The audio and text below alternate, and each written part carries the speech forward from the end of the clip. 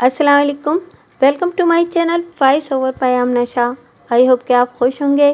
कहानी शुरू करने से पहले आपसे रिक्वेस्ट है कि अगर आपको मेरा कंटेंट पसंद आता है तो प्लीज़ मेरे चैनल को सब्सक्राइब करें। लिसनर्स, आज मैं आपके साथ साइंस फिक्शन पर मबनी एक बहुत ही दिलचस्प नॉवेल शेयर कर रही हूँ। आई होप कि आपको ज़रूर पसंद आएगा। तो आइए सुनते हैं। ज़ाहिर के मंबा नामी गांव में सुपेदाए शहर तीर किए शव को पसपाई पर मजबूर कर रहा था बायोलॉजी का 21 साल तालिब इल्म जॉन नॉर डोइक। बम्बा गांव के शुमाली किनारे पर क़याम पसीर था। वो टाइलों के पहाड़ी खेमे के अंदर स्लीपिंग बैग में पसीना पसीना हो रहा था। जंगल और गांव शाना बशाना बेदार होने शुरू हो चुके थे। दोनों की आवाज़ें एक दूसरे में मिलकर एक नई आवाज़ पैदा कर रही थीं। घने दरख्तों की छतर साया आसमान तक निगाह की रसाई में घायल थी। जॉन नॉर डॉइक सेहतमंद हालत में सोया था और अब वो उठकर बैठा तो उसे कमजोरी का एहसास हुआ। गुज़िश्ता रात इशाइये के बाद उसे 1 घंटे के लिए ठंड और बुखार का सामना करना पड़ा था। उसका ख्याल मलेरिया की जानिब गया था। अगरचे वो मुहतात रहता था और क्लोरोफास्फेट हिफ्ज़ मातक़दम के तहत ज़ेर इस्तेमाल रखता था, ताहम मच्छरों से बचना एक बड़ा मसला था, जिनके बादल के बादल शाम होते ही दलदलों और पोशीदा चौखड़ों से परवास करना शुरू कर देते। लेकिन आज सुबह बेदार होते ही जान ने अपनी तबीयत में कल की निस्बत वाज़ेह फ़र्क महसूस किया। वो थकी थकी चाल के साथ गांव तक पहुंचा और करीबी अस्पताल का पता दरियाफ्त किया। यामबूका में एक बेल्जियन मिशन हॉस्पिटल था। इसे इदराक हो गया था कि वो बीमार हो चुका है। जान को खौफ भी महसूस हो रहा था। उसने अपना मुख्तसर सामान समेटा और यामबूका के लिए रवाना हो गया। इसे चंद किलोमीटर का सफ़र करना था। जान यल कॉलेज का तालिब इल्म था। वो अफ्रीकी जानवरों की फ़ोटोग्राफी के लिए 6 माह की छुट्टी लेकर आया था। इसकी ख़ास दिलचस्पी हाईलैंड गोरिल्ला में थी, जिसकी नस्ल मादूमी के ख़तरे से दो चार हो रही थी। यामबूका गांव निस्बतन बड़ा था, ताहम बेल्जियन मिशन हॉस्पिटल को देखकर जान को मायूसी हुई।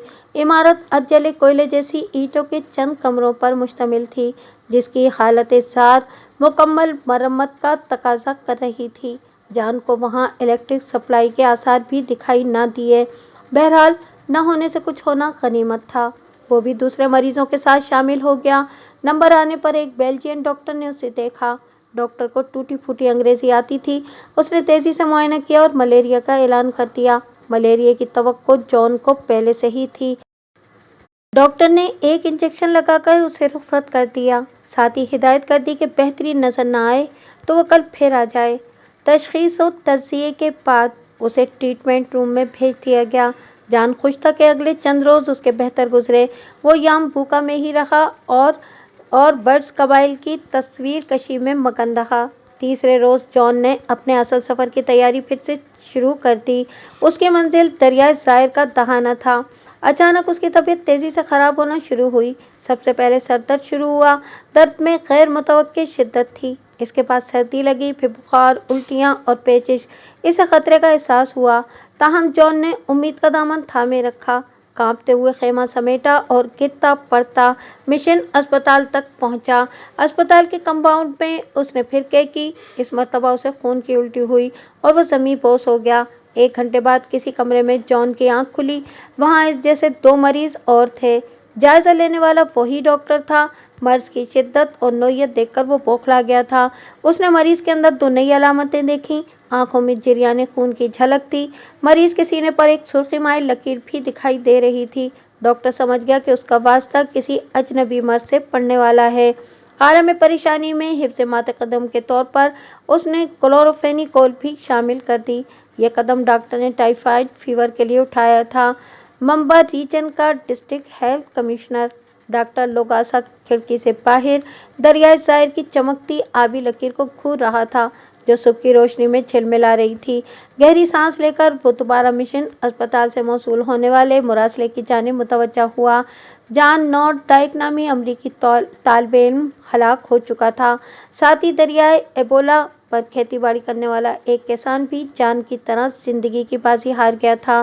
किसान के खानदान के 4 अफराद मरीज की देखभाल के लिए वहां मौजूद थे, जबकि इसी नौयत के मर्ज में मुब्तला 10 مریض اور ہاسپٹل میں داخل ہو چکے تھے۔ مشن اسپتال کے ڈاکٹر کی رائے میں وہ کوئی نامعلوم انفیکشن تھا جو نہایت سرعت سے پھیل رہا تھا۔ اجنبی بیماری کی ہلاکت خیزی خوفناک تھی۔ ڈاکٹر لوگاسا کے پاس 2 راستے تھے۔ پہلا یہ کہ وہ خاموشی اختیار کرے، اس کے نزدیک یہ عقل مندی تھی۔ نیلی چھتری والا ہی بہتر جانتا تھا کہ تاریک جنگلات سے نمودار ہونے والا یہ بیماری نما افرید کیا تھا۔ دوسرا راستہ ڈاکٹر کے پاس یہ تھا کہ متعدد فارم بھر کے حادثے کی اطلاع کنساشا پہنچا دے۔ ممکن ہے کہ بیوروکریسی میں کوئی بااثر شخص لوگاسا کے مانند خاموشی کا راستہ اختیار کرے۔ اگر تفتیش کا فیصلہ ہوا تو ڈاکٹر لوگاسا کو ٹیم کے ہمراہ یامبوکا تک سفر کرنا پڑے گا۔ ڈاکٹر کنساشا کے محدود تفتیشی اور طبی وسائل سے آگاہ تھا۔ ڈاکٹر لوگاسا نے لمحے بھر کے لیے احساس جرم کی چبھن محسوس کی، پھر اس نے یامبوکا سے آنے والا مراسلہ ردی کی ٹوکری کی نظر کر دیا۔ 1 ہفتے بعد ممبئی ایئرپورٹ پر DC-3 لینڈ کر رہا تھا۔ ڈاکٹر لوگاسا گھبراہٹ کے عالم میں ٹہل رہا تھا۔ لوگاسا کا سپیریئر ڈاکٹر بوچارڈ پہلے طیارے سے نمودار ہوا۔ ڈاکٹر لوگاسا نے کل ہی اسے کنساشا فون کیا تھا۔ یامبوکا میں نامعلوم بیماری کی وبا پھیل چکی تھی، حتیٰ کہ علاقائی افراد کے ساتھ اسپتال کا عملہ بھی متاثر ہوا تھا۔ ڈاکٹر لوگاسا نے 1 ہفتے قبل موصول ہونے والے مراسلے کا ذکر کرنے کی حماقت نہیں کی۔ دونوں ڈاکٹر ٹارمینگ پر ایک دوسرے سے ملے۔ بعد ازاں دونوں ڈاکٹر لوگاسا کی ٹویوٹا کرولا میں بیٹھ گئے۔ ڈاکٹر بوچارڈ نے کسی نئی خبر کے بارے میں استفسار کیا۔ لوگاسا نے کھکار کے گلا صاف کیا۔ وہ اندر ہی اندر نروس تھا۔ صبح وائرلیس پر اسے اطلاع ملی تھی کہ اسپتال کے کل 17 میں سے 11 اسٹاف ممبر ہلاک ہو چکے تھے، نیز مقامی آبادی کے 114 باسی لقمہ اجل بن چکے تھے۔ اسپتال کو بند کر دیا گیا تھا۔ ڈاکٹر لوگاسا نے یہ اطلاع ڈاکٹر بوچارڈ کے گوش گزار کر دی۔ بوچارڈ کی آنکھوں میں تشویش کے سائے لہرائے۔ اس نے تیزی سے اوپر تلے کنساشا کئی عدد کالز کیں، پھر لوگاسا سے کہا کہ کل صبح یامبوکا پہنچنا ضروری ہے۔ وہ ڈاکٹر لوگاسا کی ہچکچاہٹ پر دھیان نہیں دے سکا۔ یامبوکا کا مشن ہاسپٹل کے در و دیوار سے ویرانی اور دہشت ٹپک رہی تھی۔ دونوں ڈاکٹرز کا استقبال پراسرار سکوت نے کیا۔ ماحول میں ناگوار بو بسی ہوئی تھی۔ دونوں نے رومال نکال کر ناک پر رکھ لیے۔ اسپتال میں انہوں نے مختلف حالتوں میں 30 لاشیں دریافت کیں۔ ایک نرس بخار کی حالت میں زندہ تھی۔ 4 عدد مریض پیاری زندگی سے لپٹے رہنے کی ناکام کوشش میں نیم جان تھے۔ دونوں ڈاکٹرز خوفزدہ تھے۔ انہوں نے گاؤن، دستانے اور ماسک پہنے ہوئے تھے۔ دونوں کو اپنی زندگی خطرے میں نظر آ رہی تھی۔ ڈاکٹر لوگاسا کے اوسان خطا تھے۔ انہیں نامعلوم لیکن خطرناک متعدی بیماری کا سامنا تھا۔ یوں لگتا تھا کہ کوئی آدم خور افرید اچانک وجود پذیر ہو چکا ہے، یا پھر پہلے سے موجود کسی پوشیدہ زنداں سے آزاد ہو کر انسانی بستی میں گھس آیا ہے۔ ڈاکٹر بوچارڈ نے بذریعہ ریڈیو کنساشا تک مختصر احوال پہنچایا۔ زائرین ایئر فورس سے ایمرجنسی ایڈ طلب کر لی گئی۔ قرنطینہ کے بہترین انتظامات کی ضرورت تھی۔ بیلجین نرس کو ہوائی ذرائع سے اٹھایا گیا، تاہم 6 دن بعد باوجود بھرپور تھراپی کے 4 بجے صبح نرس نے آخری سانس لی۔ مرض کی تشخیص میں حوصلہ شکن ناکامی کا سامنا کرنا پڑا، لیکن آٹوپسی کے بعد جگر، تلی، خون اور دماغ کے نمونے بیلجیم کے انسٹی ٹیوٹ ڈ میڈیسن ٹراپیکل روانہ کر دیے گئے۔ انسٹی ٹیوٹ اینٹورپ میں تھا۔ علاوہ ازیں اٹلانٹا میں CDC centres of disease control کو بھیجنے کے ساتھ پورٹ ڈاؤن لندن بھیجے گئے، جہاں مائکروویو بایولوجسٹ ریسرچ اسٹیبلشمنٹ قائم تھی۔ اس دوران یامبوکا میں مریضوں کی تعداد 2000 سے تجاوز کر چکی تھی، جبکہ ہلاکت خیزی کا تناسب 94% تھا۔ نامعلوم یامبوکا وائرس 3 بین الاقوامی لیبارٹریز میں بیک وقت محفوظ و محدود کیا گیا۔ وائرس کی ساخت ماربرگ وائرس سے مشابہ تھی۔ ماربرگ پہلی بار 1967 کی خوفناک وبا کے دوران یوگینڈا کے بندروں کے ذریعے سامنے آیا تھا، لیکن موجودہ نامعلوم وائرس ماربرگ سے زیادہ خطرناک تھا۔ اسے دریائے ایبولا کی مناسبت سے ایبولا کا نام دیا گیا۔ نتیجہ یہ نکلا کہ ایبولا ببونک پلیگ کی دریافت سے لے کر اب تک کا سب سے خطرناک وائرس ہے۔ ابتدائی وبا کے پھوٹنے کے 2 مہینے بعد یامبوکا میں 2 ہفتے تک کوئی نیا کیس سامنے نہ آیا اور یہ سمجھا گیا کہ نامعلوم بیماری کو مقید کر دیا گیا ہے۔ قرنطینہ ہٹا لیا گیا اور ہوائی سروس بحال کر دی گئی۔ محسوس ہوتا تھا کہ اندیکھا انتہائی مختصر افرید واپس اپنی خفیہ پناہ گاہ میں جا چھپا ہے۔ افرید کی خفیہ پناہ گاہ ابھی تک پردہ اخفیٰ میں تھی۔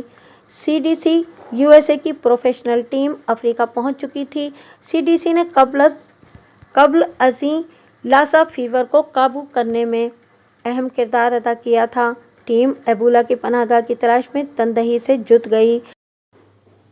ممالیات جانداروں کے علاوہ انہوں نے پرندوں اور کیڑوں مکوڑوں تک کو نظر انداز نہیں کیا۔ تاہم وائرولوجسٹ معمولی سا کلو بھی دریافت کرنے میں ناکام رہے۔ لاس اینجلس، کیلیفورنیا، موجودہ دن۔ لاس اینجلس کے رشٹر اسپتال کا کو-فاؤنڈر ڈاکٹر ریڈفولڈ رشٹر تھا۔ رشٹر کا تعلق جرمنی سے تھا۔ ولیم اس کا بھائی اور پارٹنر تھا۔ طبی کاروبار میں دونوں کا دماغ خوب چلتا تھا۔ ڈاکٹر رشٹر کا آج کا دن برا تھا اور خراب انداز میں شروع ہوا تھا۔ پہلے اس کی نئی BMW نے فری وے پر ایک بدنما ڈینٹ کھایا، پھر اسپتال پر ایک ایمرجنسی سرجری اور پھر ایڈز کا ایک خاصا برا کیس جس میں پراسرار پیچیدگیاں تھیں۔ مزید برآں مریض نے غیر متوقع طور پر ڈاکٹر کے منہ پر گھانس دیا۔ سب سے بڑھ کر اس کے خاص ریسرچ پروجیکٹ کے ایک بندر نے اسے کاٹ لیا۔ کیا دن گزرا تھا۔ ولیم اور رشٹر کے علاوہ اسپتال میں ایک مختصر تعداد دیگر ڈاکٹرز کی بھی تھی۔ ان سب کے پاس اسٹاکس کا کچھ نہ کچھ حصہ تھا، لہٰذا وہ سب ڈائریکٹرز میں شامل تھے۔ ڈاکٹر رشٹر اور رشٹر اسپتال دونوں مالی اعتبار سے مضبوط پوزیشن میں تھے۔ رشٹر نے چند معمول کے کام اور کالز نمٹائیں، سفید کوٹ نیلے رنگ کے بلیئرز سے تبدیل کیا اور بریف کیس تیار کر کے اسی قدر برے دن کے اختتام کے لیے اسپتال سے نکل گیا۔ اس وقت رات کے 9 بج چکے تھے۔ رشٹر لاعلم تھا کہ برا دن ابھی ختم نہیں ہوا ہے۔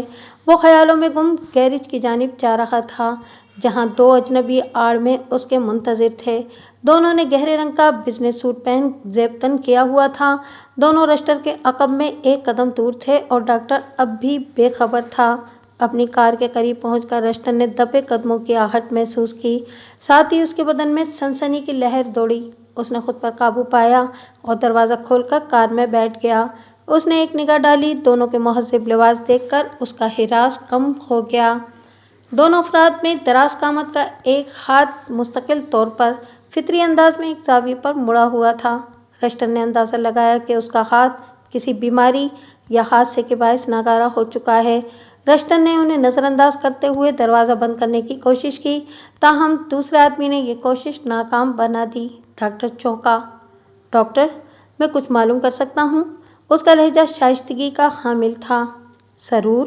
ڈاکٹر نے پھر اطمینان محسوس کیا، تاہم یہ سکون لمحاتی تھا۔ مزید کچھ بولنے سے پہلے ہی ڈاکٹر کو بے دردی سے باہر گھسیٹ لیا گیا۔ ڈاکٹر رشٹر کی مزاحمت میں جان نہیں تھی، مزید یہ کہ اگلے ہی لمحے اسے جبڑے پر ایک زوردار گھوسا کھانا پڑا، نتیجتاً وہ زمین بوس ہو گیا۔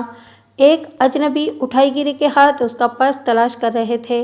دراز قامت نے ڈاکٹر کی قیمتی ریسٹ واچ کھینچ لی۔ بریف کیس اٹھاؤ، ایک بولا۔ واردات جیسے اچانک شروع ہوئی تھی ویسے ہی دفعتاً محدود وقت میں اختتام پذیر ہو گئی۔ رشٹر پر سکتہ طاری تھا۔ اس نے کار کا دروازہ بند ہونے کی آواز سنی، پھر بھاگتے قدم۔ چند ساتھ بعد کسی گاڑی کے ٹائر چرچرائے اور پھر یہ آواز دور ہوتی چلی گئی۔ رشٹر کا سکتہ ٹوٹا تو اسے جان بچنے کا احساس ہوا۔ ٹٹول کر اس نے اپنا چشمہ ڈھونڈا جس کا بایاں شیشہ چٹک گیا تھا۔ اس نے اٹھ کر اپنی حالت کا جائزہ لیا اور اس دن کو کوستا ہوا واپس آفس کی جانب چل پڑا۔ سیکورٹی کو بلا کر اس نے تبادلہ خیال کیا، پھر پولیس کو مطلع نہ کرنے کا فیصلہ سنا دیا۔ اس سے رشٹر اسپتال کی منفی تشہیر کا امکان تھا۔ نیز پولیس کیا کر لیتی، اس کی کوئی بیش بہا چیز بھی نہیں چھینی گئی۔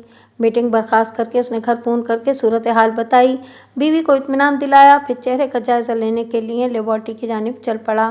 شیشے میں اس نے رخسار کی ہڈی پر نمایاں خراش دیکھی۔ اینٹی بائیوٹک کا استعمال کرنے کے بعد اس نے سیکورٹی آفیسر کو حفاظتی انتظامات بہتر کرنے کے لیے ہدایات جاری کیں۔ और घर की जानिब रवाना हो गया। दूसरे रोज डॉक्टर रस्टर बेदार हुआ तो उसे तबीयत गिरी गिरी लगी। उसने सोचा कि ये कल वाले हादसे का आफ्टर शॉक है। दूसरे नींद भी पुरसुकून नहीं थी। ताहम शाम 5:30 बजे उसे यकीन हो चला कि वो बीमार हो चुका है। वो ऑफिस से जल्दी उठ गया। घर पर रात करवटें बदलते गुजरी। सुबह तक वो ठीक ठाक अलील हो चुका था। वो कोशिश कर रहा था कि इस रोज बंदर के काटने का ख्याल उसके जहन में न आए। एड्स के मरीज की इत्तफाकी खांसी को भी वो अहमियत देने के लिए तैयार न था। वो बखूबी आगाह था कि एड्स इस अंदाज में मुंतकिल नहीं होता। रस्टर अस्पताल तो पहुंच गया। इसे घबराहट इस बात की थी कि वो सुपर इन्फेक्शन का शिकार तो नहीं हो गया, जिसकी तशखीस अभी बाकी थी। 3:30 बजे उसे सर्दी लगी, फिर सर में दर्द शुरू हो गया। दर्द की शिद्दत माइग्रेन की तरह थी। डॉक्टर रस्टर ने अस्पताल छोड़ दिया।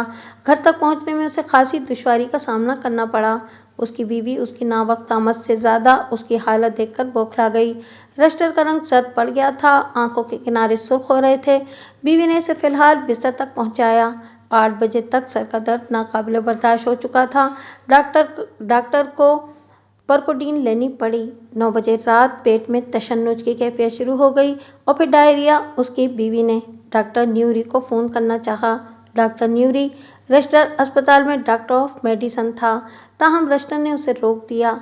न्यूरी किसी अलार्म की मानिंद था। रस्टर अस्पताल की साख मशकूक हो सकती थी, जिसे दोनों भाइयों ने बरसों की मेहनत और मनसूबाबंदी के बाद यहाँ तक पहुँचाया था। डॉक्टर रस्टर ने डालमीन ली और सो गया।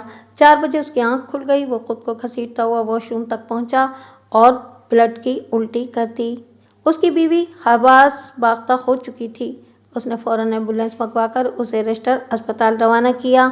इस मर्तबा डॉक्टर ने कुछ नहीं कहा। उसके बदन में सकत ही नहीं थी। वो जान गया था कि वो अपनी जिंदगी की बदतरीन बीमारी का शिकार हो चुका है, लेकिन कब, कैसे, क्यों और कौन सी बीमारी? मर्सिया ब्लूम अटलांटा के सीडीसी की लाइब्रेरी में मौजूद थी। उसके हाथ में वायरोलॉजी की 10 पाउंड वजनी टेक्स्ट बुक थी, जबकि खुद उसका वजन 100 पाउंड और कद 5 फीट था। हील की वजह से कद 5 फीट 2 इंच महसूस होता था। मर्सिया ने घड़ी देखी, 6 बज रहे थे। 7 बजे उसे डेट पर राल्फ के साथ होना था। वजनी किताब उसने शेल्फ में रखी।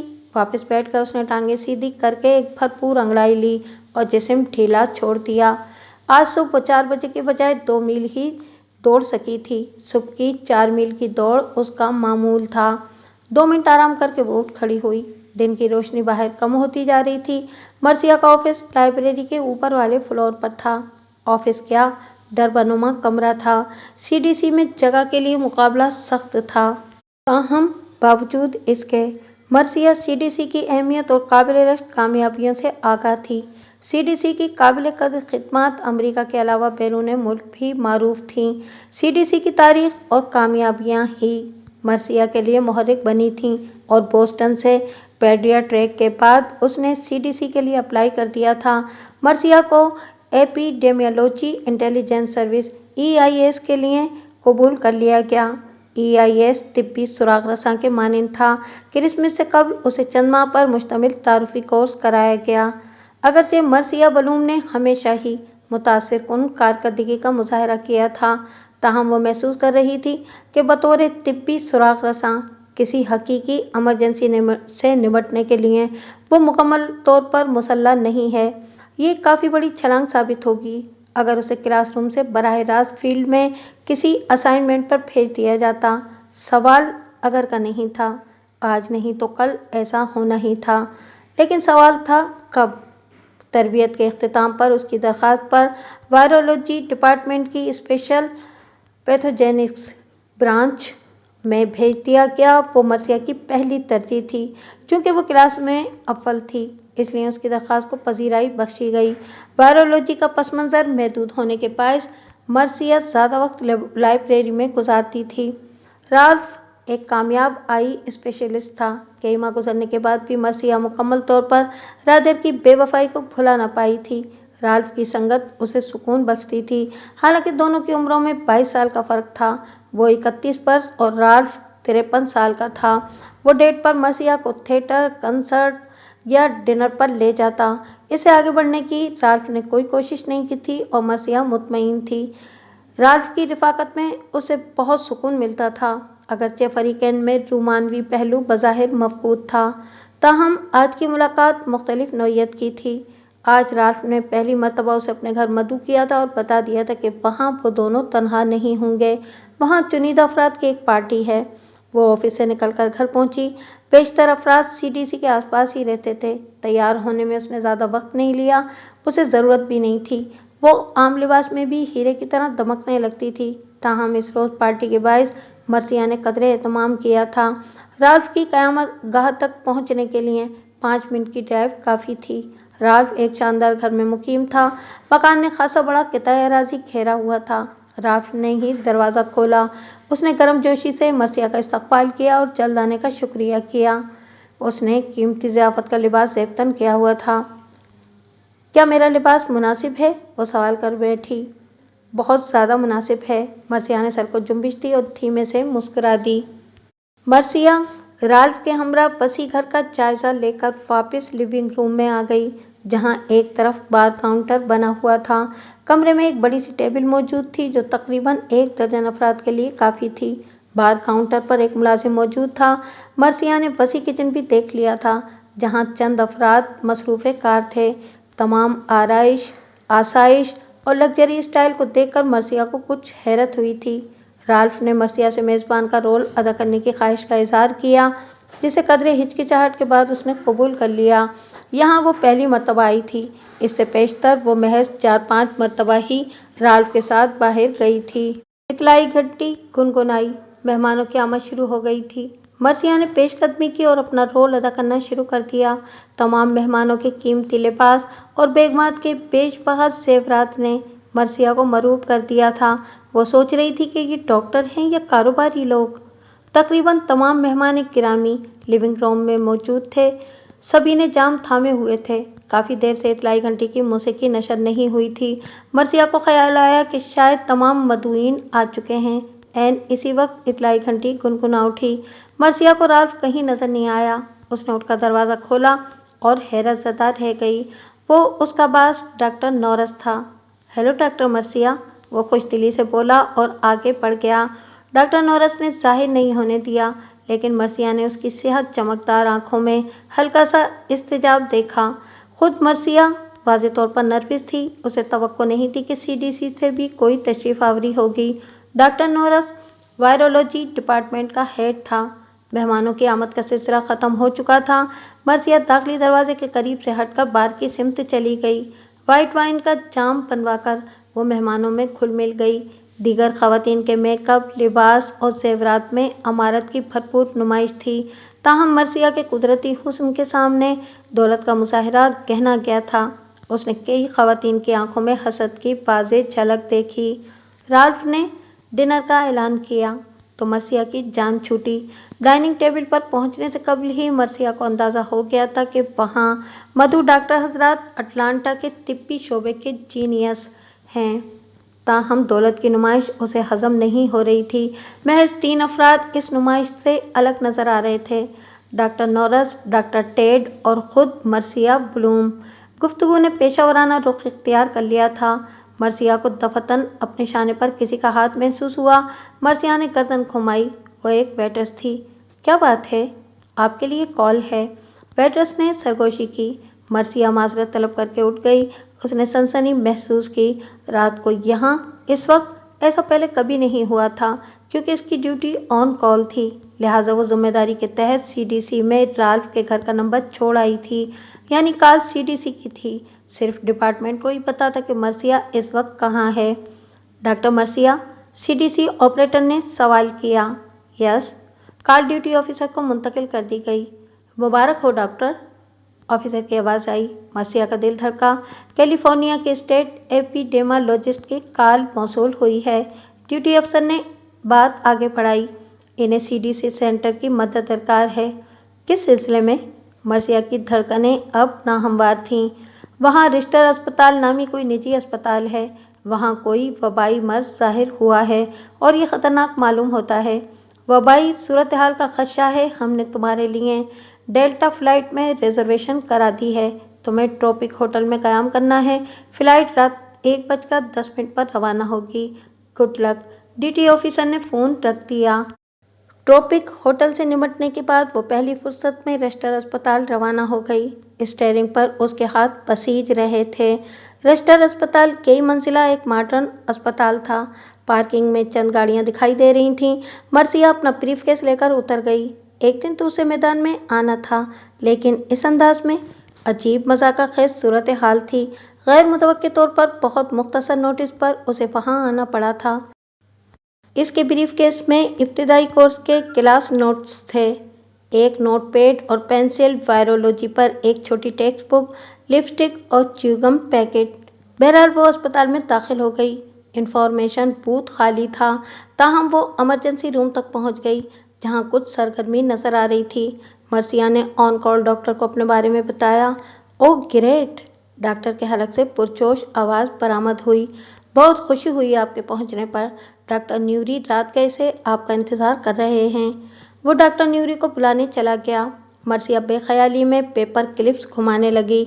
वो थोड़ी नर्वस थी, मजीद ये कि उसको पूरी नींद लेने का मौका नहीं मिला था। हवाई सफ़र के दौरान में मर्सिया ने 2 घंटे के लिए आंख लगाई थी। कुछ फासले पर एक कमरे का दरवाज़ा खुला और डॉक्टर बरामद हुआ। वो सीधा डॉक्टर मर्सिया की जानिब आया। ओह, मैं बता नहीं सकता कि आपको देखकर किस कदर इत्मीनान और मुसर्रत का एहसास हुआ है, डॉक्टर न्यूरी ने मुस्कुराते हुए अपना तारुफ कराया। स्याह बाल और स्याह आंखों का हामिल डॉक्टर हैंडसम शख्सियत का मालिक था। दोनों ने हाथ मिलाए। न्यूरी की आंखों में तहैयर की अलामत जाहिर होकर मासूम हो गई। डॉक्टर ने हैरत पर काबू पाते हुए बतौर इजहार शाइस्तगी हवाई सफ़र का अहवाल मालूम किया और खाने के बारे में सवाल किया। मैं सोच रही हूँ कि बराह रास्त पहले मसले का जायज़ा लिया जाए, मर्सिया ने जवाब दिया। न्यूरी की आंखों में सताइश की लहर उभरी और डूब गई। उसने फिलफौर मर्सिया के फैसले पर साथ करते हुए कॉन्फ्रेंस रूम का रुख किया। वो डिपार्टमेंट ऑफ मेडिसिन का चीफ था। इस तारुफ ने मर्सिया के एतमाद में कोई इजाफा नहीं किया। मर्सिया को अंदाज़ा था कि डॉक्टर न्यूरी मुताद्दी अमराज के बारे में उसके मुकाबले में कई गुना ज़्यादा इल्म रखता होगा। दोनों ने कॉन्फ्रेंस रूम की गोल मेज के गिर्द नशिस्त संभाली। न्यूरी ने फ़ोन उठाकर किसी डॉक्टर स्पिनर कॉकस को मुतला किया। डॉक्टर कॉकस ने आने में 10 मिनट लिए और माजरत करते हुए अपना तारुफ पेश किया। वो माहिर वबाई अमराज था। कोई और आइडिया? कॉक्स के आते ही मर्सिया ने पूछा। तकरीबन तमाम ही नेगेटिव हैं। हर किस्म का टेस्ट किया जा चुका है। पहले मलेरिया की जानिब ख्याल गया, फिर टाइफाइड, सुपर इन्फेक्शन वगैरह। हर कोशिश और ख्याल गलत साबित हुआ। मरीजों की हालत बिगड़ती ही जा रही है, न्यूरी ने जवाब दिया। इन हालात में गैर मामूली वजूहात पर तवज्जो देना ज़रूरी थी। मसलन ये वायरस भी हो सकता है। मैं तुमसे इत्तफाक करता हूँ, अब तमाम तवज्जो वायरस पर मरकूज है, हालांकि कोई माकूल शवाहिद सामने नहीं आए, न्यूरी ने थकी हुई आवाज़ में जवाब दिया।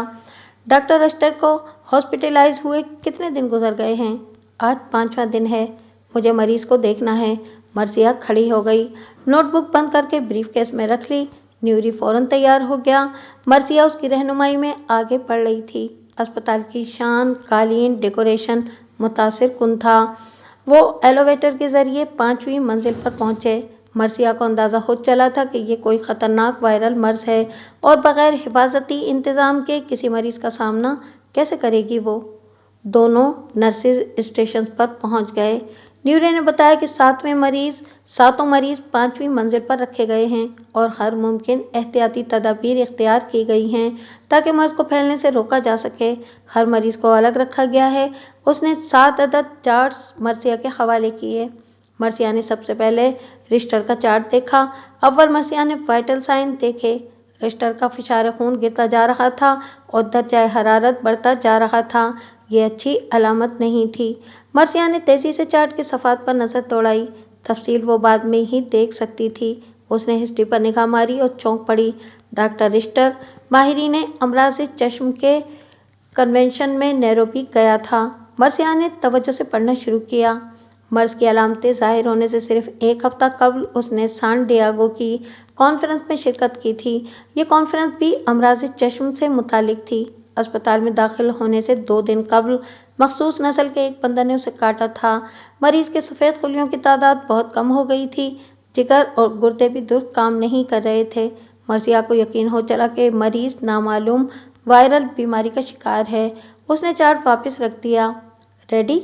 न्यूरी ने सवालिया नजर डाली।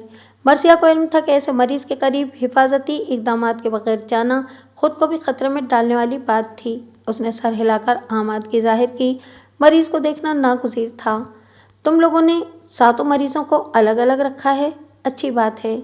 ये ज़रूरी था, लेकिन मरीजों के नज़दीक जाने वाले क्या हिफाजती इकदामात कर रहे हैं? ये कोई आम मर्ज नहीं है, ना इतने भरपूर लैब वर्क के बाद तशखीस हो सकी है। मर्सिया ने घुमा फिराकर खदशे का इजहार कर दिया। तुम ठीक कह रही हो, हमने हद्दुल इम्कान एहतियाती तदाबीर इख्तियार की हैं, न्यूरी ने कहा और एक जगह रुककर गाउन, मास्क और ग्लव्स बरामद किए। मर्सिया ने सुकून का सांस लिया।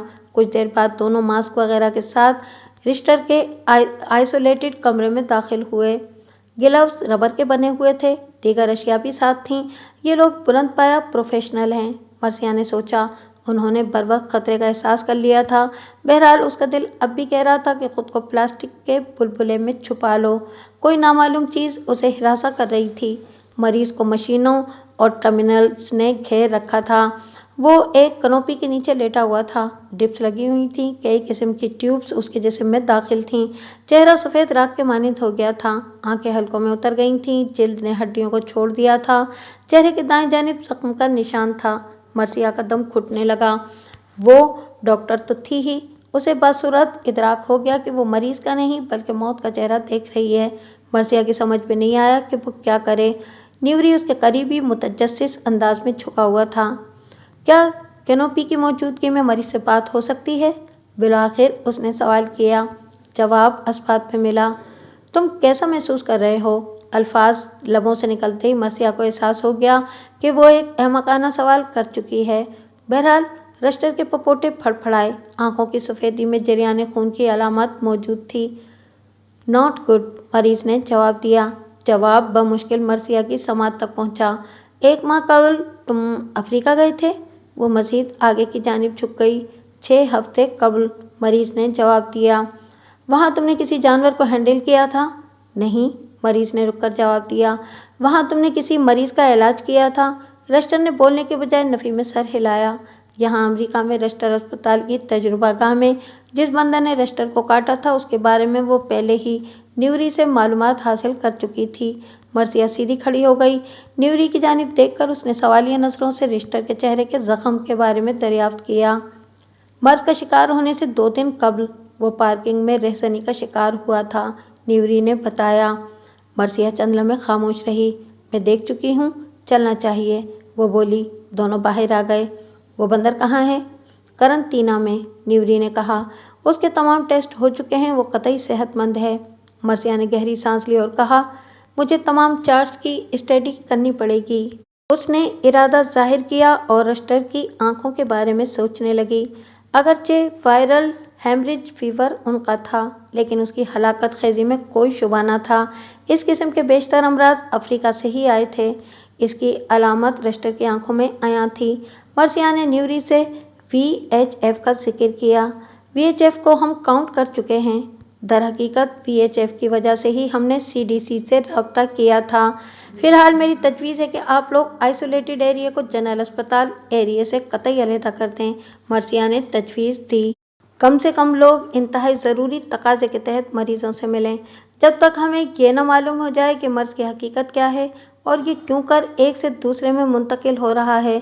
इस वक्त तक हमें हर एक मुमकिना एहतियाती कदम उठाना पड़ेगा। मैं आपको हिरासा नहीं कर रही, लेकिन ये कुछ भी हो सकता है और मज़ीद फैल सकता है। न्यूरी चंद सानिये मर्सिया को देखता रहा और फिर बोला, ठीक है। उसकी आवाज़ कदरे बेजान हो चुकी थी।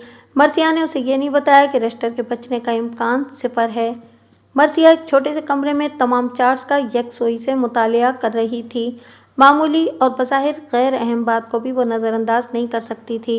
वो नोट्स लेती रही, डेटा मुरतब किया। 7 मरीजों की उम्र, जिनसी, लाइफ स्टाइल, पेशा वगैरह सब मुख्तलिफ थे। एक रजिस्टर की मेडिकल सेक्रेटरी थी, 2 खातून खाना, एक प्लम्बर, एक इंश्योरेंस सेल्समैन, स्टेट ब्रोकर और खुद डॉक्टर रस्टर। मर्सिया को खासी मेहनत करनी पड़ी। मर्ज अचानक नमूदार हुआ था। इब्तिदाई अलामात में शदीद सर दर्द, मुसलसल पेन, हाई फीवर, बादिज़ा पेट की तकलीफ, डायरिया, उल्टियाँ बशमूल ब्लड वॉमिटिंग, गले की तकलीफ, खांसी और सीने में दर्द। मर्सिया लरज उठी। क्या मर्ज इस तक पहुंच सकता है? ये एक मफलूज कर देने वाला सवाल या खदशा था। वो सोना चाह रही थी, लेकिन दूसरे मरीजों से मिलना ज़रूरी था। वो जल्द से जल्द अपनी रिपोर्ट नोरस को देना चाहती थी। वो तमाम मरीजों से फर्दन फर्दन मिली। मरीजों की हालत ठीक नहीं थी। मर्सिया ने अपने तय करता सवालात के जवाब हासिल किए। कोई ख़ास बात मालूम न हो सकी। 6 के 6 मरीज एक दूसरे से नावाकिफ थे। एक ही नुक्ता दरियाफ्त हो सका कि सातों न सिर्फ डॉक्टर रस्टर को जानते थे, बल्कि रस्टर अस्पताल हेल्थ प्लान के मेंबरान में शामिल थे। मर्सिया को हैरत हुई कि किसी ने ये बात नोट नहीं की। क्या रस्टर ही के जरिए बाकी 6 मरीज मुतासिर हुए थे? लेकिन कैसे? इसमें कोई शक नहीं था कि इंडेक्स केस डॉक्टर रस्टर ही था। वही पहला मरीज था। इसके बाद मरीजों की तादाद में इजाफा हुआ और सब रस्टर को जानते थे। मर्सिया ने वार्ड क्लर्क से बैरूनी मरीजों का रिकॉर्ड तलब किया। इसी दौरान डॉक्टर न्यूरी की परेशान सूरत नजर आई।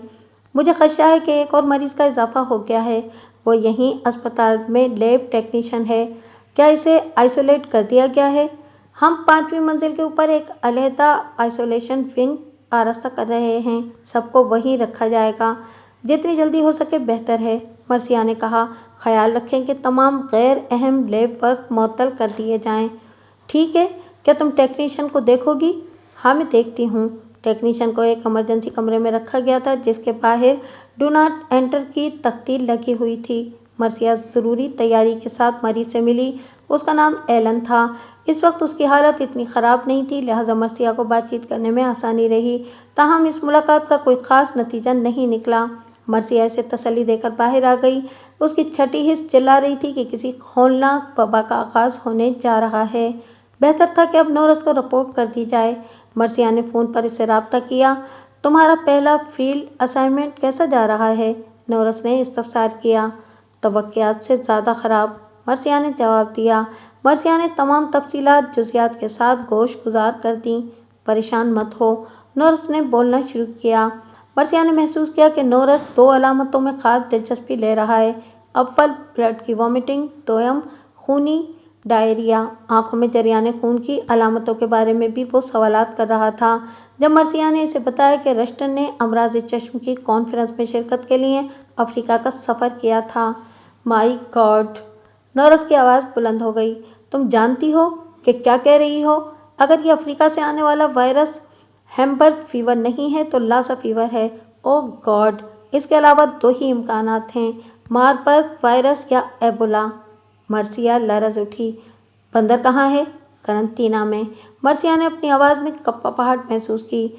बंदर की हिफाजत करना, ख़ास तौर पर अगर वो मर जाए। हमें उसका वायरल टेस्ट करना पड़ेगा। नोरस ने मर्सिया को समझाया कि तमाम मुतासिरा मरीजों के खून और पेशाब के अलावा कौन कौन से नमूने CDC रवाना करने हैं। जल्दी करना और डेल्टा सर्विस इस्तेमाल करना। खुदा के लिए अपना बहुत ख्याल रखना। नमूनों को खुश्क बर्फ़ में रखकर रवाना करना। बंदर के नमूने भी रवाना करो। मेरे पहुंचने तक लैब वर्क रुकवा दो। मुझे खुद आना पड़ेगा। हम कोई ख़तरा मोल नहीं ले सकते। ये नेशनल इमरजेंसी भी हो सकती है। प्रेस से दूर रहना। मरीजों के करीब जाने से कबल अपनी तमाम तर हिफाजती अशिया इस्तेमाल करना। मोबाइल लैब रेडी होते ही मैं पहुंच रहा हूँ। नोरस से बात करके मर्सिया के हिरास में इजाफा हो गया। दौरान गुफ्तगू उसने 2 फ़िक्रे ऐसे कहे थे जिनसे साफ आया था कि इसे मर्सिया की बहुत ज़्यादा फिक्र है। नोरस से मिलने पर मर्सिया का साज़े दिल हर मर्तबा अजीब अंदाज में धड़कने लगता था, लेकिन नोरस ने और न मर्सिया ने कभी कोई जज्बाती इजहार किया था। रोमांस का पहलू तो था भी, तो अब तक पर्दाए उख्फा में था। ताहम आज मर्सिया ने इसकी फ़िक्र को नुमाया तौर पर महसूस किया था। क्या ये महज पेशेवराना तफक्कुर था या कहीं गहराई में मोहब्बत पोशीदा थी? मर्सिया ने गहरी सांस ली और नोरस की हिदायत पर अमल दरामद में मुतहर्रिक हो गई। नोरस ने जिन वायरस के नाम बताए थे वो अब तक दरियाफ्त शुदा खौफनाक तरीन वायरसों में शामिल थे और इनका इलाज भी दरियाफ्त नहीं हुआ था। न्यूरी, नोरस की आरा सुनकर बदहवास दिखाई दे रहा था। अगर ऐसा ही हुआ तो रस्टर अस्पताल की बका खतरे में थी। नोरस की हिदायत के मुताबिक मर्सिया ने अपना काम ख़त्म किया। बाद अज़ां उसका ज़्यादा वक्त मरीजों की केस स्टडी और लाइब्रेरी में गुजरने लगा। اس کی تحقیقات کے مطابق یہ بات شک و شبے سے بالاتر تھی کہ انڈیکس کیس ڈاکٹر رشٹر تھا۔ دوسری اہم بات یہ تھی کہ باقی 7 مریضوں نے رشٹر سے کسی نہ کسی حوالے سے رابطہ کیا تھا۔ یہ ابتدائی رابطے تھے۔ سوال یہ تھا کہ وائرس رشٹر تک کیسے پہنچا؟ دوسرا سوال یہ تھا کہ رشٹر جن افراد سے رابطے میں رہا، ان میں سے بعض کو مرض کیوں منتقل نہیں ہوا؟ اور اگر یہ سیکنڈری سٹیج پر گیا تھا تو کیا ہوگا؟ یہ ایک خوفناک سوال تھا۔ کیا ہوا؟ رشٹر کی حالت بگڑ رہی ہے، نیوری نے جواب دیا۔ ہر جگہ سے خون جاری ہے، حتیٰ کہ مسوڑھوں جہاں انجیکشن لگائے گئے تھے وہاں سے بھی خون رس رہا ہے۔ کوئی حربہ نہیں بچا ہے۔ سمجھ نہیں آتا کہ کیا کیا جائے۔ نیوری کی آواز میں تھکن اور مایوسی تھی۔ اگرچہ مرثیہ کو اندازہ تھا پھر بھی اسے رنج ہوا۔ رشٹر کو پہلی بار دیکھتے وقت ہی اسے احساس ہو گیا تھا کہ مریض وادی اجل کی سمت گامزن تھا۔ مرثیہ کے چہرے پر گمبھیرتا تھی۔ 1 منٹ بعد اس نے اٹلانٹا فون کیا۔ نورس کو اس نے صورتحال سے آگاہ کیا اور بتایا کہ یہ WHF ہے اور کسی کے پاس کوئی حل نہیں ہے۔ سپورٹیو تھراپی کے علاوہ کچھ نہیں کیا جا سکتا جب تک کہ ہم تشخیص نہ کر لیں۔ ٹیڈ کو تمہارے بھیجے ہوئے نمونے مل گئے ہیں، وہ کام کر رہا ہے۔ شاید ہم کوئی بہترین مدافعتی ویکسین بنا لیں۔ کب؟ موبائل آئسولیشن لیب پوری طرح پیک ہے، میں پہنچنے والا ہوں، نورس نے جواب دیا۔ مرثیہ نے 1 گھنٹے سے بھی کم نیند لی اور بیدار ہو گئی۔ وہ بیٹھے بیٹھے ہی سو گئی تھی۔ اس کے سر میں درد تھا اور حلق میں خراش محسوس ہو رہی تھی۔ وہ دعا کر رہی تھی کہ یہ مرض کی علامتیں نہ ہوں بلکہ تھکن کی زیادتی کے باعث ایسا ہو رہا ہو۔ بہرحال اس کے دل میں خوف تھا۔ نورس کی ہدایت کے مطابق اب مریضوں کے پاس جاتے وقت آنکھوں پر گوگلز بھی چڑھا کر رکھتی تھی۔ تھکن کے باوجود اسے اٹھنا پڑا۔ ابھی تک وہ اسپتال میں ہی تھی۔ مزید 4 مریض ایمرجنسی روم میں لائے گئے تھے۔ چاروں کی علامتیں WHF کی تھیں۔ چاروں مریض سابقہ مریضوں کے فیملی ممبر تھے۔ نامعلوم جان لیوا وائرس پہلے ہی 3rd جنریشن میں داخل ہو چکا تھا۔ مرثیہ نے سب سے پہلے نمونے حاصل کر کے اٹلانٹا ٹیڈ کو روانہ کر دیے۔ مرثیہ کو احساس تھا کہ وہ اپنی توانائی کی آخری حد پر ہے، لہٰذا اس نے ہوٹل جانے کا فیصلہ کر لیا۔ ٹروپک ہوٹل پہنچ کر وہ بستر میں جا گری۔ دوسری صبح وہ اسپتال پہنچی تو حیران رہ گئی۔ وہاں پولیس کے علاوہ الیکٹرانک میڈیا کی گاڑیاں نظر آ رہی تھیں۔ قرنطینہ کا بندوبست تقریباً مکمل تھا۔ پولیس مین نے مرثیہ کو روکا، تاہم وہ بآسانی CDC کا کارڈ دکھا کر اندر چلی گئی۔ ڈاکٹر نیوری نے اسے بتایا کہ CDC نیوز کانفرنس کی تیاری کر رہی ہے۔ نیوری کا چہرہ بجھا ہوا تھا۔ اس کے ساتھ رشٹر کا بھائی بھی تھا، جس کے تاثرات بھی اعلان کر رہے تھے کہ اسپتال ہاتھ سے نکل رہا ہے۔ میڈیا نے سرخی جمائی تھی، ایڈز کی نئی وبا۔ رشٹر کی موت کے بعد مریضوں نے اسپتال چھوڑنا شروع کر دیا تھا۔ اسٹیٹ کمشنر آف ہیلتھ نے قرنطینہ کے آرڈر جاری کر دیے تھے تاکہ جو بلا بھی ہے وہ اسپتال کی حدود سے باہر نہ نکل سکے۔ مرثیہ کانفرنس روم میں پہنچی تو نورس اپنے مخصوص اور پرسکون انداز میں میڈیا کا سامنا کر رہا تھا۔ اس نے آغاز CDC کی ٹیم کے تعارف سے کیا تھا، پھر اس نے ایڈز کی وبا کی تردید کی۔ مریضوں کی تعداد 16 ہو گئی تھی۔ نورس کی رائے میں صورتحال بدنما ہونے کے باوجود کنٹرول میں تھی۔ ایک صحافی کھڑا ہو گیا۔ کیا 1 ماہ قبل رشٹر یہ نامعلوم مرض افریقہ سے لایا تھا؟ ہمارے علم میں نہیں، نورس نے کہا۔ ہو بھی سکتا ہے، لیکن یہ مشکوک ہے کیونکہ ان کی انکیوبیشن پیریڈ بہت زیادہ ہے۔ 30 دن یہ مرض خفیہ نہیں رہ سکتا۔ ابتدائی علامات ظاہر ہونے کے بعد ڈاکٹر رشٹر کی موت بہت کم وقت میں وقوع پذیر ہوئی، یعنی بیماری زیادہ سے زیادہ چند روز بعد علامات کا اظہار شروع کر دیتی ہے۔ دوسرا صحافی کھڑا ہوا۔ ایڈز کا مرض برسوں خفیہ حالت میں رہتا ہے، کیا یہ ایڈز سے زیادہ خطرناک ہے؟ ہماری موجودہ پریشانی ایڈز سے قطعی مختلف ہے۔ بظاہر یہ وائرس ہی ہے، تاہم ایڈز کے وائرسوں سے مختلف ہے۔ وہ کیسے؟ کسی اور نے مختصر سوال اچھالا۔ مرثیہ نے محسوس کیا کہ نورس کا ضبط جواب دے رہا ہے، تاہم وہ قابو میں رہا اور یک کے بعد دیگرے چند چبھتے ہوئے سوالات کے جواب دے کر کانفرنس ختم کر دی۔ ایلیویٹر میں مرثیہ کی نورس سے مٹ بھیڑ ہوئی۔ کیسی ہو؟ اس کی آواز دوستانہ تھی۔ اوکے، مجھے نہیں معلوم تھا کہ تم پوری ٹیم کے ساتھ آ رہے ہو۔ ضروری تھا، ڈاکٹر لینی نے کہا۔ ڈاکٹر ایسبیس نے سر ہلا کر تائید کی۔ پریس کانفرنس سے ہٹ کر صورتحال ہولناک ہے۔ یہ ایک بھیانک خواب ہے۔ مجھے بندر بری طرح کھٹک رہا ہے۔ میں نے ابھی بندر کے نمونے نہیں بھیجے، मर्सिया ने एतराफ़ किया। नामालूम दहशत उसके बदन में सरायत कर रही थी। कोई बात नहीं, तुम पहले ही बहुत काम कर चुकी हो, नोरस ने कहा। रात हमने बंदर की कुर्बानी दे दी थी और नमूने सीडीसी भेज दिए थे। नोरस की ज़बान से अपनी तारीफ सुनकर मर्सिया ने नाकाबिले फ़हम मुसर्रत महसूस की। मैं तुम्हारे काम के बारे में तफसील से सुनना चाहता हूँ। तुम डिनर आज मेरे साथ करो। हम लोग जहाँ ठहरे हैं वहाँ मैंने तुम्हारे लिए कमरा बुक करवा दिया है। वो ट्रॉपिक होटल से बहुत बेहतर है। ट्रॉपिक भी ठीक ही है, मर्सिया ने सोचा। नोरस की तजावीज़ सुनकर उसकी छठी हिस्स ने ठोके लगाने शुरू कर दिए थे। रस्टर ने 2 मेडिकल मीटिंग अटेंड की थी, एक अफ्रीका में, दूसरी सान डियागो में। मर्सिया ने दोनों की स्पॉन्सर ऑर्गेनाइजेशंस को फ़ोन किया। वो मालूम करना चाहती थी कि दोनों मीटिंग के शुरा में से रस्टर के अलावा कोई और मरीज सामने आया या नहीं। बादशाह उसने रस्टर की बेवा हेलन के घर का रुख किया। वो रस्टर की ज़ाती डायरी का मुताला करने चाहती थी, जिसके लिए इस्तदा उसने पहले ही हेलन से कर दी थी। शाम के वक्त मर्सिया ने टेड की कॉल वसूल की। वो नोरस के बारे में पूछ रहा था। ऑपरेटर की इतला के मुताबिक शायद तुम्हें इल्म हो, इसे होटल में होना चाहिए, मर्सिया ने जवाब दिया। मैं होटल ट्राई करता हूँ। अगर राब्ता ना हुआ तो क्या तुम एक पैगाम पहुँचा दोगी? हाँ, क्यों नहीं, ये कोई अच्छी खबर नहीं है। मर्सिया सीधी होकर बैठ गई। उसकी गिरफ्त रिसीवर पर सख्त हो गई। क्या ये पर्सनल पैगाम होगा? नहीं, टेड बेकैफी से हंसा। ये वायरस से मुतालिक है, जिसके साथ तुम लोगों का वास्ता पड़ गया है। क्या मतलब? मर्सिया ने डरते डरते सवाल किया। तुमने जो नमूने भेजे थे, खास तौर पर रस्टर के, उसके खून में लातादाद वायरस हैं, 1 मिलीलीटर में बिलियन से भी ज़्यादा।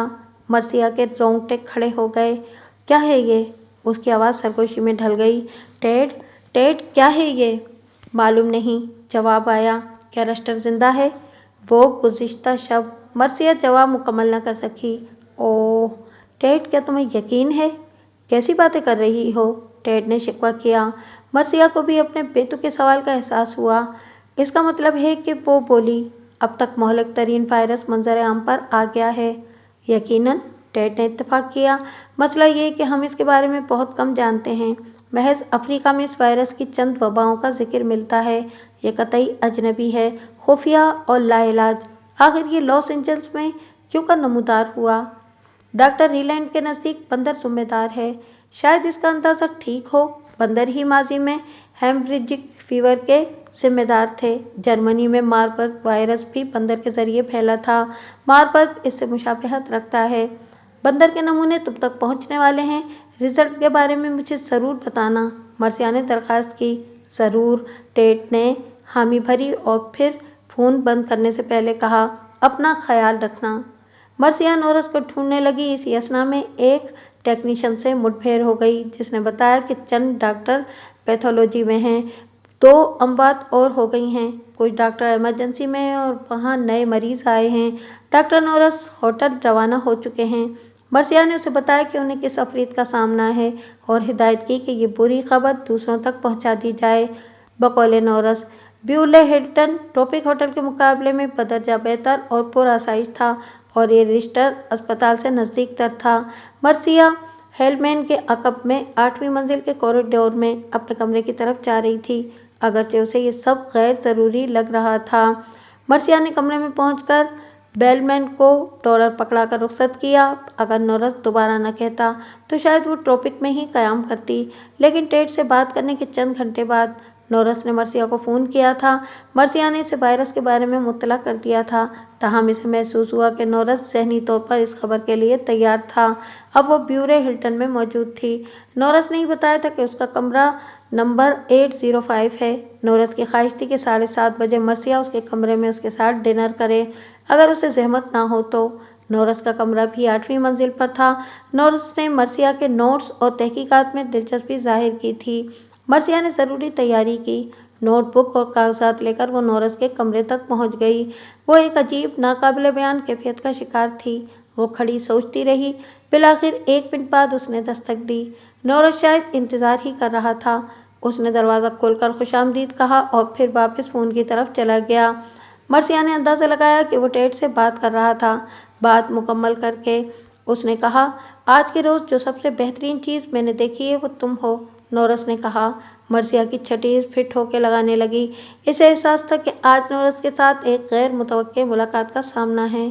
تمہارا دوست ٹیڈ کہہ رہا تھا کہ تمہیں غیر ضروری خطرہ نہیں مول لینا چاہیے۔ مرثیہ کو کوئی جواب نہیں سوجا۔ اس نے گفتگو کا رخ موڑنے کے لیے کاغذات اور نوٹ بک نکالی۔ نورس بیٹھ گیا۔ مرثیہ نے شروع سے تفصیلات بتانا شروع کیں، خاص نکات کو اجاگر کیا۔ اس نے پتے اور فون نمبر تک نوٹ کیے ہوئے تھے۔ نورس سر ہلاتے ہوئے بظاہر